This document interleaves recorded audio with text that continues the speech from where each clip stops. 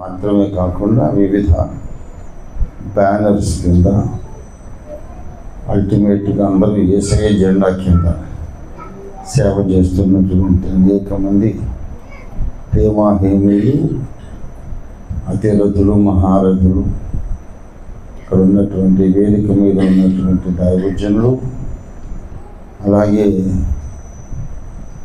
సభలో ఉన్నటువంటి దైవజనులు ఉన్నారు, అభిషేక సేవకురాళ్ళు ఉన్నారు, విశ్వాసులు. మీకందరికీ ప్రభువు యేసు నామములో శుభాకాంక్షలు, గౌరవపూర్వక నమస్కారాలు తెలియపరుస్తున్నాను.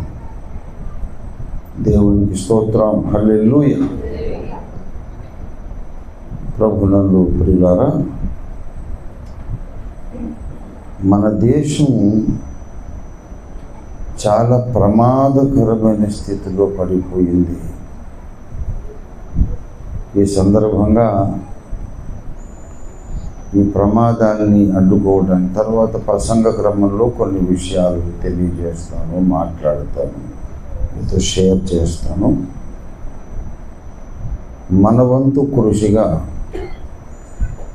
నేను 1,00,000 సంతకాలు జస్టిస్ కేజీ బాలకృష్ణన్ కమిషన్ వారికి 1,00,000 సంతకాలతో దళితుల మీద ఈ అణిచివేతను మేము ఒప్పుకోము, ఇది అన్యాయం అనే స్టేట్మెంట్తో 1,00,000 మందితో సంతకాలు పెట్టించి సమర్పిస్తారని నేను ప్రకటించాను. కానీ అలాగా అన్నాను, 1,00,000 మంది అని అనేసారి నోటుకొచ్చింది అలాగా. కానీ అద్భుతం ఏంటంటే ఓఫీరిస్టులు మాత్రమే కాకుండా చిలకలూరుపేట శాలేం రాజు గారు ఆ ప్రకటనను టేకప్ చేసి రంజిత్ తోఫిర్ గారు ఇలా ప్రకటించారు, మన దగ్గరకు వచ్చే విశ్వాసులందరూ సంతకాలు పెట్టండి అని ఆయన ప్రకటించారు. గుత్తి అద్భుత కుమార్ గారు, నేను చెప్తాను. గుత్తిలో అద్భుత్ కుమార్ గారు బైబిల్ మిషన్ స్థాపకులు, అంటే అక్కడ గుత్తిలో స్థాపించి నడిపిస్తున్న గొప్ప దైవజనులు. వారి దగ్గరే 2,00,000 మంది విశ్వాసులు ఉంటారు. నేనే 2,00,000 సంతకాలు పెట్టిస్తానన్నాడు. మా ఆఫీస్ మేనేజర్ లక్ష్మణ్ గారికి ఫోన్ చేసి చెప్పారు. తర్వాత నాలుగు వ్యక్తిగతంగా వాళ్ళు మాట్లాడి చెప్పారు. ఇంకా తాడేపల్లి కూడా ఉంది. అద్దంకి జాన్ గారు నన్ను పెద్ద కొడుకు అనేవారు. అక్కడికి కూడా వెళతాం. ఇవాళ పొద్దున ఆగ్రా నుండి కుమారుడు నాని ఫోన్ చేసి హిందీ బెల్ట్లో పెట్టించాలి కదా అంటే, అవును మాకు పెట్టించాలని చెప్పారు. పంజాబ్లో కుల్దీప్ సింగ్ ఉన్నారు. అక్కడ 100 సంఘాలు పంజాబ్లో ఆయన నాయకులుగా ఉంటున్నారు. పంజాబీలు అందరూ పెట్టాలి, all over India, Punjab, Jammu Kashmir, Orissa. ఇది చూస్తుంటే 10 లక్షలు దాటేటట్టు ఉన్నది. ఎందుకంటే మనోళ్ళే 1,00,000 అనుకుంటే అద్భుత్ కుమార్ గారు 2 లక్షలు, మన శాలేం రాజు గారు 1,00,000, కాలువ రవి గారు, అంటే ఆయనకు సంఘం లేదు కదా. ఇంకొక విచిత్రం నేను చెప్తాను. విచిత్రం అనండి, విడ్డూరం అనండి, ఇక మీరు ఇష్టమైతే ఫెయింట్ అయిపోండి కూడా, మీ ఇష్టమే. ఏంటంటే దళితుల పట్ల ఈ అణిచివేతను మేము సహించము, ఇది తప్పు, ఈ అన్యాయాన్ని మేము ఖండిస్తున్నామని సంతకాలు చేయడానికి చాలామంది దళితులు కాని వారు 1,000 మంది ముందుకొచ్చారు. అసలు ఓఫీర్ మినిస్ట్రీస్లో 80% దళితేతరులే. మనము పాత క్రైస్తవులు వేరే సంఘాల్లో నుంచి మనం విశ్వాసులను మనం ఆకర్షించలేదు, డిస్టర్బ్ చేయలేదు. మీరు ఏ చర్చికి పోతారో ఆ చర్చికి పోండి బాబు. మీరు అక్కడ సాటిస్ఫైడ్గా ఉంటే ఉండండి, అక్కడే దర్శన భాగాలు ఇవ్వండి. దేవుడు మాకు బయలుపరిచిన సత్యాలు ఇదిగో మా పత్రికలు గ్రంథాల్లో ప్రచురితం, చదువుకోనండి అని ఏ సంఘంలో ఉన్నా మీరు పరలోకానికి వస్తారు అనే విషయమే నేను చెప్పాను. ఎక్కువగా మన సంఘాల్లో ఉన్నవాళ్ళు మోర్ దెన్ 80% దళితేతరులు, ఎస్సీ బ్యాక్గ్రౌండ్ కానోళ్ళే ఎక్కువ ఉన్నారు. ఇప్పుడు మనకే కనపడుతున్నారు ఇక్కడ. సత్యనారాయణ గారు, ఈశ్వర్ డానియల్ గారు, రఘునాథ్ రెడ్డి గారు, రఘుయల్ గారు, ఇట్లాగా. అంటే నేను యేసు ప్రభు వారు కులంత కోళ్ళ దేవుడు అనే ఆ అపనిందను ఖండించాలి, దాన్ని తీసేయాలనే రోషంతో 46 సంవత్సరాలుగా నేను సమాజంలోకి దళితులు కాని వాళ్ళలోని చొచ్చుకుపోయే సువార్తతో అనేక మంది, వేల మంది కన్విన్స్ అయ్యారు, రక్షణ పొందారు. వాళ్ళు మళ్ళీ పాస్టర్స్ అయ్యారు. మరి అలాంటి వాళ్ళందరూ కూడా వైశ్యాస్ ఉన్నారు, రెడ్డిస్ ఉన్నారు, శెట్టి బర్జులు ఉన్నారు, బ్రాహ్మలు కూడా ఉన్నారు, ముస్లిమ్స్ ఉన్నారు, రక్షణ పొందిన వాళ్ళు, పద్మశాలీలు ఉన్నారు, కమ్మ కాపు అయితే ఉంటూనే ఉన్నారు. అన్నీ అసలు మన మినిస్ట్రీ, ఓఫిల్ మినిస్ట్రీస్ అంటే మినీ ఇండియా. ఇప్పుడు కుల్దీప్ సింగ్ అని చెప్పాను కదా, ఆయన పంజాబీ, టర్బన్ గిర్బన్ అది కట్టుకొని ఉంటాడు. ఆయన ఇప్పుడు ఫోన్ చేస్తే బాబు పాస్టర్స్ కాన్ఫరెన్స్లో ఉన్నానంటే మాఫ్ कीजिए बाद में కాల్ కరుంగా అని పెట్టేశాడు. ఆయనకు మొన్ననే పెళ్ళి, కొంచెం లేట్ మ్యారేజ్, 40 years అప్పుడు పెళ్లి చేసుకున్నాడు. ఆయన మన ఐపీబీపీ పార్టీ కూడా పంజాబ్ రాష్ట్ర అధ్యక్షుడు. ఆయన అలాగ మొత్తం ఉండదు, వాళ్ళు ఏమనకండి. I'm enjoying this scene. చక్కగా దేవదూతలు తిరుగుతున్నట్టుగా ఉంది.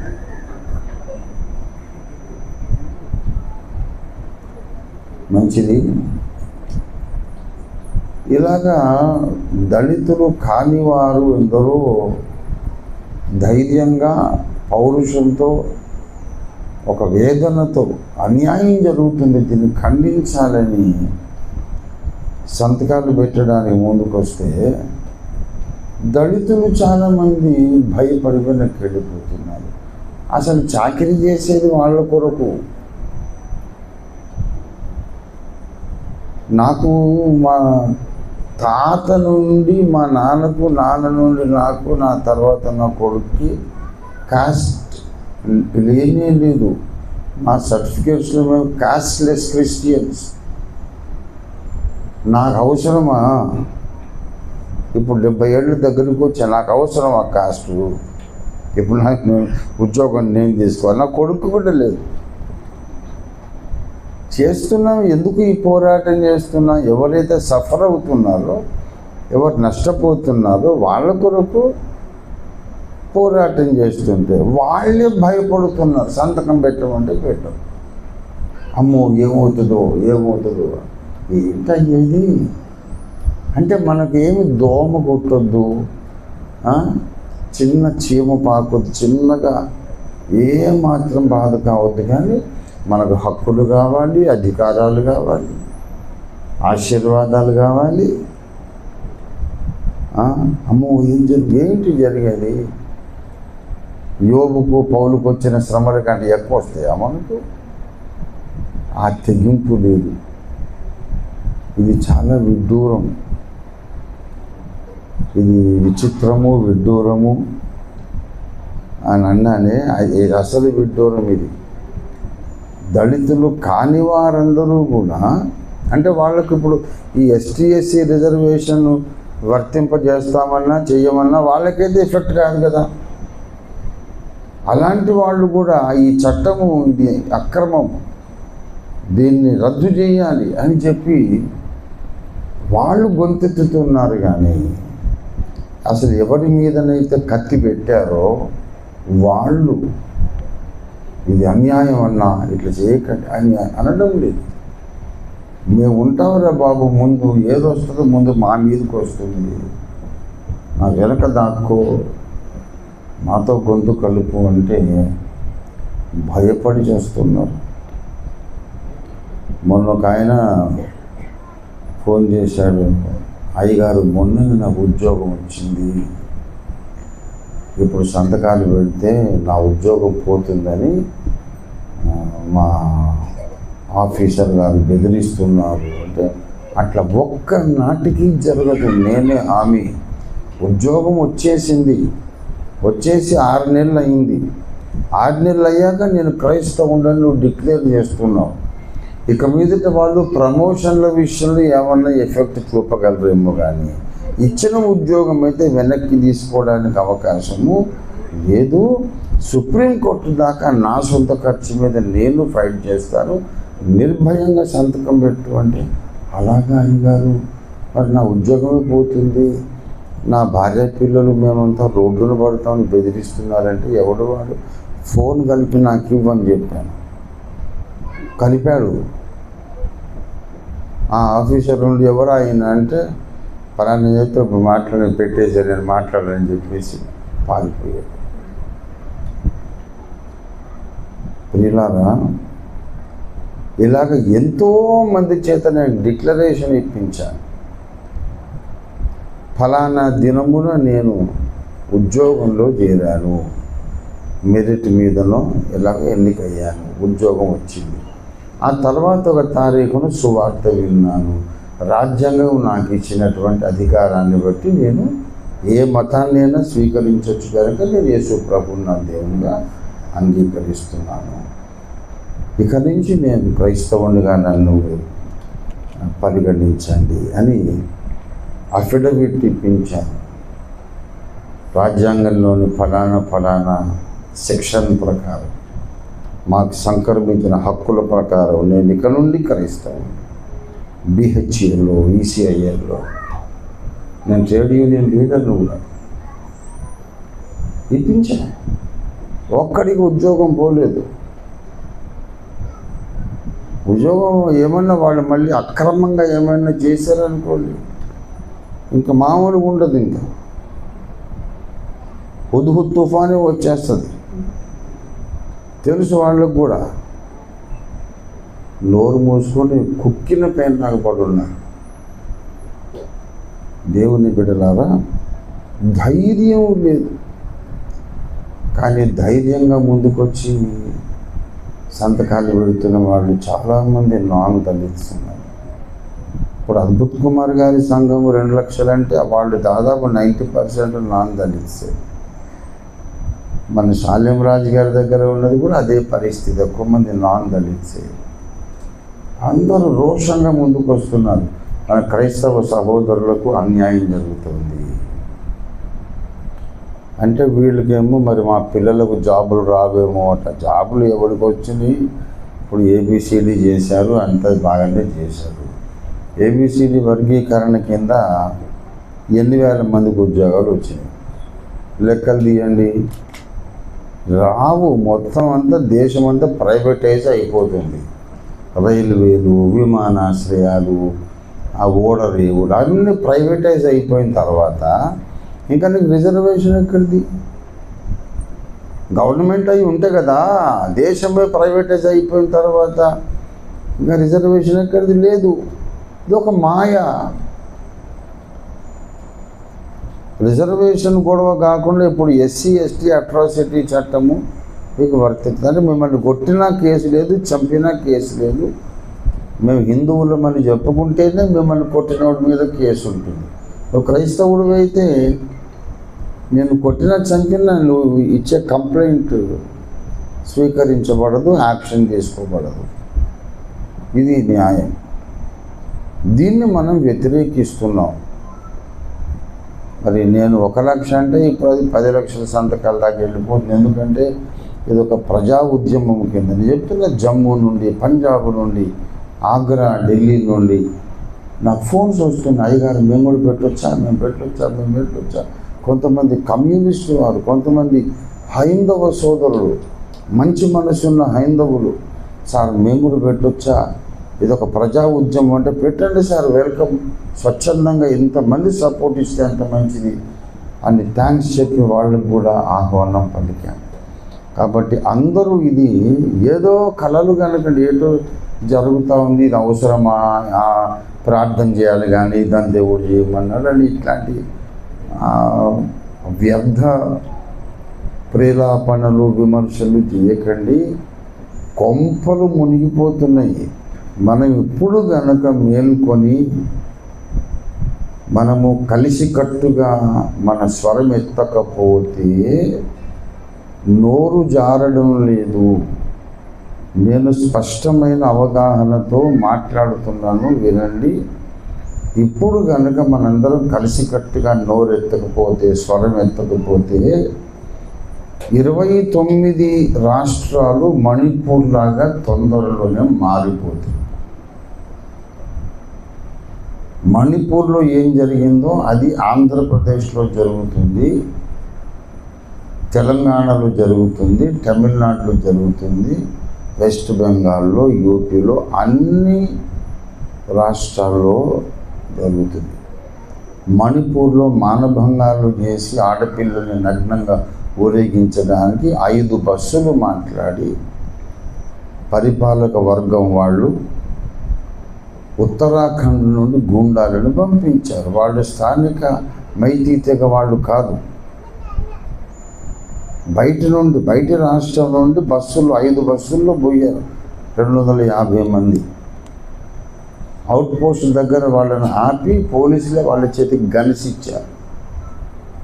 అలా ఆర్గనైజ్ చేసి వాళ్ళను మణిపూర్ లోపలికి పంపించి ఆ కుకీ తెగ వాళ్ళను కాల్చి పారేశారు, పబ్లిక్గా మానభంగం చేశారు, చంపేశారు. భయంకరమైనటువంటి దమనకాండ చేశారు. Same thing will happen in Andhra Pradesh and Telangana and all 29 districts of India. అప్పుడు మేల్కొంటారా ఏమండి? మన ఇళ్లలోకి వచ్చేసి మన ఆడపిల్లని లాక్కెళ్ళి అవమానించి బట్టలు విప్పి ఊరేగిస్తారు, అప్పుడు సంతకాలు పెడతారా? ప్రాప్త కాలజ్ఞత ఉండొద్దు. చెడ్డకాలం దాపురించింది. ఇప్పుడు కాదా మనం కలిసికట్టుగా గళమెత్తి మాట్లాడాల్సింది? ఇప్పుడు కాదా ఇంకెప్పుడు? కాబట్టి దేవుని బిడ్డలారా, ఈ సంతకాల సేకరణ ఉద్యమంలో ప్రతి ఒక్కరూ భాగస్వాములు కండి. ఒక విశేషమైన సంగతి, ఒక లండా రాజబాబు గారు, యోహాన్ రాజబాబు గారు దైవజనులు, ఆయన ఒక్కడే 700 సంతకాలు తీసుకొచ్చారు. రాజబాబు కరెక్టా? 750. వావ్! ఇంకా వస్తాయా? ఇంకో 300 అంటే 1000 దాటేసావు నువ్వు ఒక్కడివే. అబ్బా, కంగ్రాచ్యులేషన్. చప్పట్లు కొట్టండి దయచేసి. వండుకుంది గాడ్ బ్లెస్ యు బేటా. అట్లా ఉండాలా. చాలా మొదటి నుంచి ఓఫీర్ గారికి ఆవేశం ఎక్కువ. ఆవేశం ఏందండి? నాకు అర్థం కాదు. నా ఇంట్లోకి వచ్చి నా కూతుర్ని ముట్టుకుంటే, నా చెల్లిని మానభంగం చేస్తుంటే నేను ఏం చేయాలి? మోకరించి అన్య భాషలు మాట్లాడాలా? లేకుంటే సోదరుడా యేసు నిన్ను ప్రేమిస్తున్నాడని చెప్పాలా? Is that the time? Solomon అంటాడు, ప్రతిదానికి సమయము కలదు. సువార్త చెప్పే టైం ఉంది, ప్రార్థన చేసే టైం ఉంది, అవతల వాడు దౌడబోకి ఎరగొట్టే టైం కూడా ఉంది.